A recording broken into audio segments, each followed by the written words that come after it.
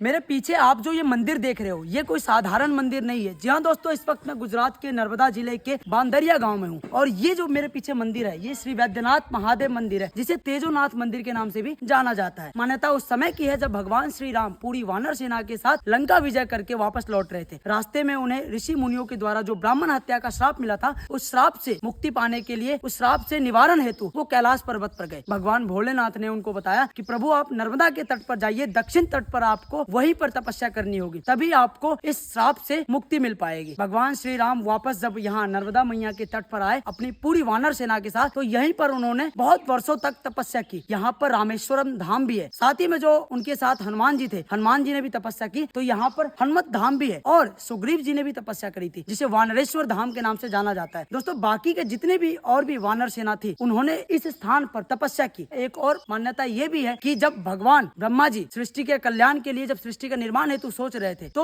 उन्होंने भगवान से विनती की कि भगवान आखिर इस संसार का निर्माण कैसे होगा। तो उन्हें एक आकाशवाणी सुनाई दी। आकाशवाणी में उन्हें सृष्टि निर्माण हेतु जो है एक कल्पना करने को कहा गया, लेकिन ब्रह्मा जी बहुत ही ज्यादा संशय में थे कि आखिर निर्माण होगा कैसे। तब अचानक से उनकी ललाट पे से एक तेज निकला जो भगवान शंकर ही थे। जैसे ही उन्होंने ब्रह्मा जी को यहाँ सृष्टि कल्याण हेतु, सृष्टि निर्माण हेतु उनको आदेश दिया, तो भगवान शंकर रोने लग गए। रोने नाम से ही भगवान ब्रह्मा जी ने उनको रुद्र का नाम दे दिया, तो रुद्रनाथ के नाम से वो जाने जाते। बाद में माना जाता है कि रुद्रनाथ जी को ही बोला गया ब्रह्मा जी द्वारा कि आप सृष्टि के कल्याण के लिए सबसे पहले जाइए अपने गणों के साथ। तो भगवान शिव शंकर ने अपने अनंत गणों को एक साथ उत्पन्न किया। माना जाता है कि जितने भी गण थे वो सभी के सभी एक डरावने थे और बहुत ही खतरनाक थे, जो सृष्टि के कल्याण के लिए सही नहीं माने जाते। लेकिन फिर ब्रह्मा जी के अनुग्रह विनय करने पर जो है फिर भगवान भोले शंकर ने सभी गणों को शांत किया और बिल्कुल शांत रूप में यहाँ पर विद्यमान हो गए। फिर अश्विनी कुमारों ने भी यहाँ पर तपस्या की, चूंकि उनको ब्रह्मा जी ने ये बोला था कि आप सृष्टि में रोग दोष को निवारण हेतु जाइए। जब